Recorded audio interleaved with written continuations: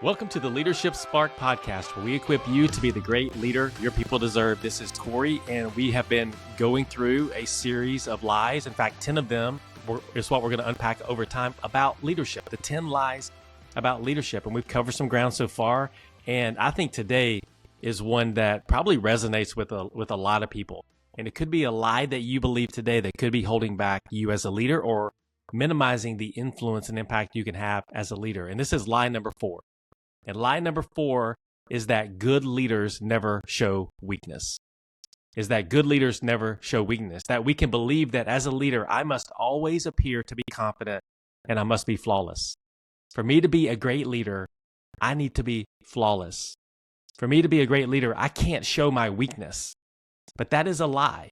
That is a lie. The truth is this: vulnerability and authenticity, two powerful ways that hopefully you're leading with, and you've heard us talk about on this podcast. Authenticity and vulnerability, they do something. They build trust and connection.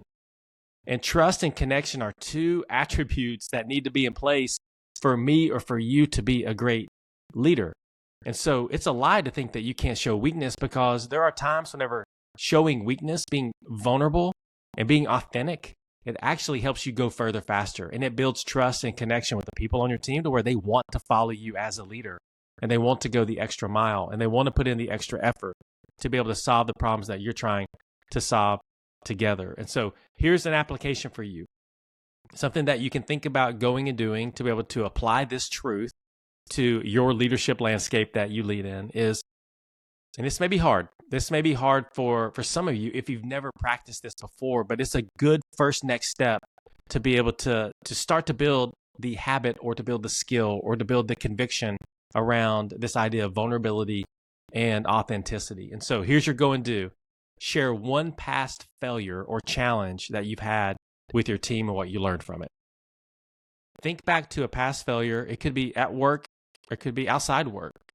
It could be something that happened recently. It could be something that happened years ago. But think about a past failure or a challenge that you have faced, and then share that with your team and share what you learned from it. Be vulnerable with them. Use it to encourage growth, not perfection, because your team will follow your lead. If you lead with vulnerability and authenticity, it invites the people on your team, and they feel safer to also bring vulnerability and authenticity.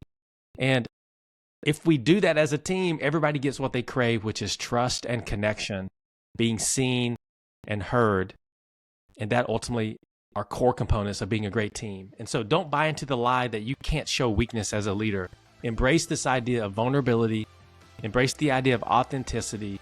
Be real. Be a real human with the people on your team, and it will actually make your team healthier, and you will be able to perform at a higher level. So go and do that. Remember, you're going to share one failure or challenge that you've experienced and share what you learned from it with your team this week.